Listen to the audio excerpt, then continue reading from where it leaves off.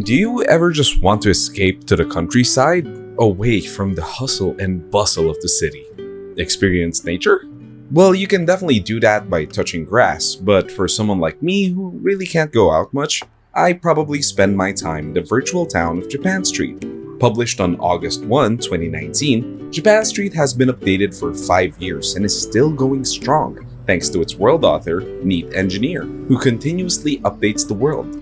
As of the time of recording, Japan Street was last updated on March 5, 2025, and if you're watching this later, it may be more recent. Not only does it have working public and private transportation, it also has a day and night cycle. You can even enter a lot of the buildings you can see. A general rule of thumb to know if you can go in is that you can see the inside from the outside. Or if you really want to find out, you can go through the doors, and if it lets you in, then you can definitely just look around. With this much thought put into the world, you can't really blame me if I feel like I actually go to Japan whenever I visit. So, let me tell you about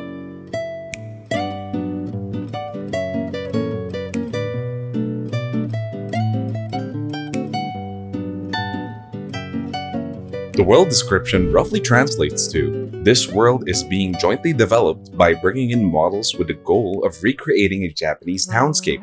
Remember this, it'll be in the quiz later, because I'll be showing you the cool places around here, and at the end of the showcase, you tell me if they achieve their goal of recreating a Japanese townscape. When you first enter the world, there will be a loading screen that will cover your vision. Don't panic, since this will be over in a few seconds. You'll arrive at the exit of the subway station. Here, you can find a brochure with a map of the world with places to visit. Remember, you're in Japan, so a lot of the signs, maps, and names are in Japanese, but accessibility features and graphic options are in English, so don't worry. Japan Street focuses a lot on realism, but that doesn't mean there isn't cool stuff around. Once you ascend the stairs, you're greeted by the Akios. The Akios are the locals who run the place, and you can see them around. You can even have an Akio follower accompany you as you explore the main plaza. The spawn area is where you can find the settings, the mirrors, the poster of VRChat groups, a TV that runs actual VRChat videos or live feeds of different places in Japan Street, the map, the player counts in the server. With so much to explore, you can literally walk anywhere you want to. If you're not too sure where to go, I recommend taking the trams or the buses, as these always bring you to points of interest in the map. You can wait for the trams on this waiting shed, as well as read up on its routes. The bus's waiting area is over here along with its routes. There are 4 buses you can take, Line A, Line B, and Line C. I don't want to spoil too much of it, but my favorite is Line A, which brings you to the top of the mountain with a beautiful view of the city. There's a lot of things to see and explore here that it would actually take too long to cover in one video, so I'll show you guys 4 of my favorite spots here in Japan Street. The first area that I really love is the starter area. Most people gather here, and it is arguably the most populated area in Japan Street. Just like in real life, a lot of people come to Japan Street to showcase their musical talents and basically perform in the streets. There's the front of Kurosoke Music Shop, which has an actual working microphone. It just boosts the audio of the performers standing in the area. The front of the Master Miller's Burger Restaurant beside the shopping center Akion, as well as, well, anywhere really. One time I visited Japan Street at 2 a.m. and there were 3 or 4 street performers in different parts of the starting area. They also performed inside the building and in the middle of the plaza. It was really cool to see, and generally, people were very chill and respectful of the performers. When I was newer on Japan Street, I loved hanging out here in the hotel. This hotel has 4 rooms available. Each room has a window facing the main plaza, so you can see and hear what's going on outside, as if you were in an actual hotel. Each room has a bed and a functional TV that you can switch channels from the VRChat Japanese videos to the actual feed of the different areas of Japan Street. I would usually chill here and watch YouTube videos on my ex's overlay, so I feel like I'm actually outside. My next favorite spot is something I mentioned earlier, the mountain summit. There's 3 ways of getting to the mountaintop. The first and easiest way is to take the green A line bus. This bus goes directly to the summit station and back to the spawn station. Remember not to move while seated down, as this will cause you to eject from the seat and leave the bus. The bus moves faster than players, so you're gonna have a hard time catching up. This method is the scenic view, but please be warned that it might cause motion sickness if you're not used to it. The next method would be to drive to the top using the private invisible car parked in front of the convenience store.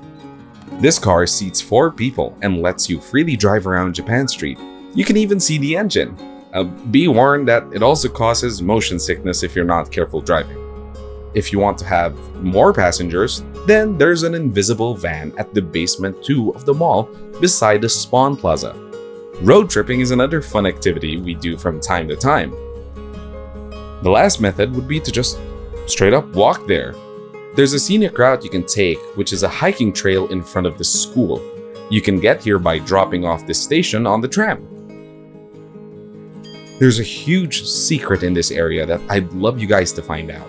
Here's a tip. It has something to do with the observatory. Anyways, here's the view of Japan Street from the summit. Whether it's day or night, the world feels so alive to me.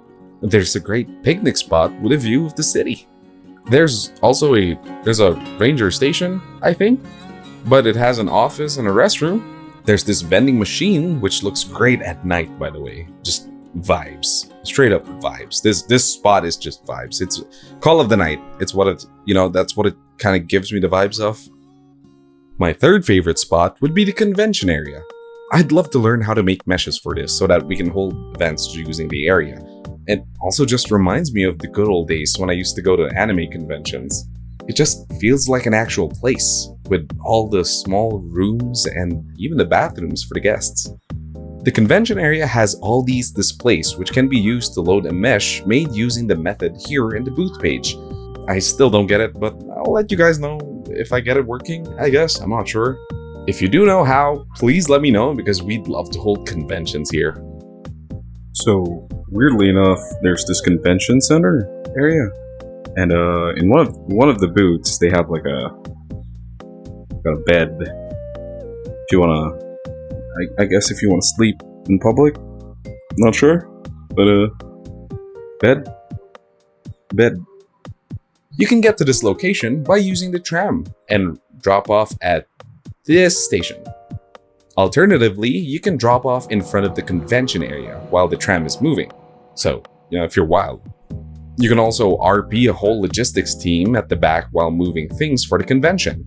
Just a little Easter egg too, you can go through the back and check out the rock conveyor belt thing they had going on here. You can go all the way up there and find out where it pops up. The convention center feels like it would be a really lively place to have so much stuff and so many people there. Maybe even how creators can hold meet and greets? Just saying. The last spot, and most definitely not the least, is the back of the factory here. Now, I know what you're thinking. It's just the delivery area of the factory. Now, it's not just any area. It's the best area to watch the buildings being made. Before this area was built, me and my friend would just chill and chat here as we were watching the construction of this location while it was being made. Right now, the new area under construction is pretty far away from the back of the factory, but you can still see it.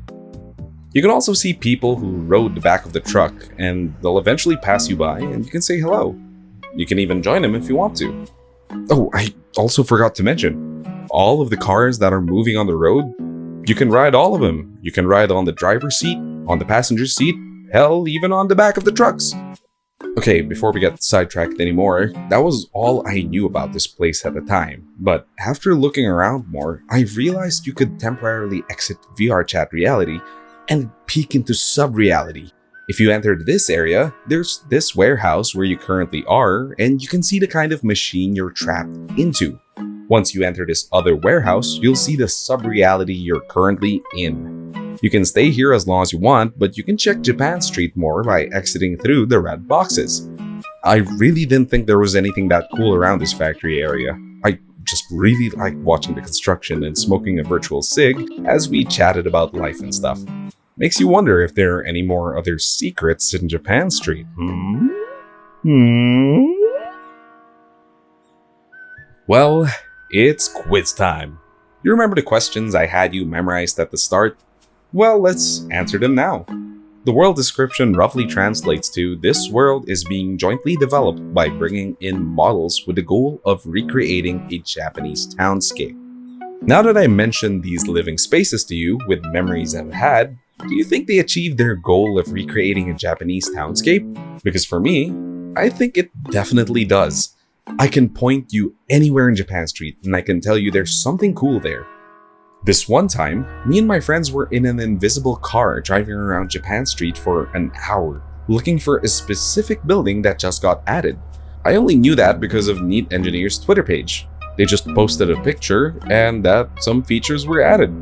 It felt really cool because all we had to go by was a picture of the building from outside with no other landmarks. It actually felt like a treasure hunt game because we were looking for the building but couldn't find it for an hour in the car. When we found it, it was so worth it because the building was a virtual idol tracking room with whole servers and computers. We can even RP being VTubers.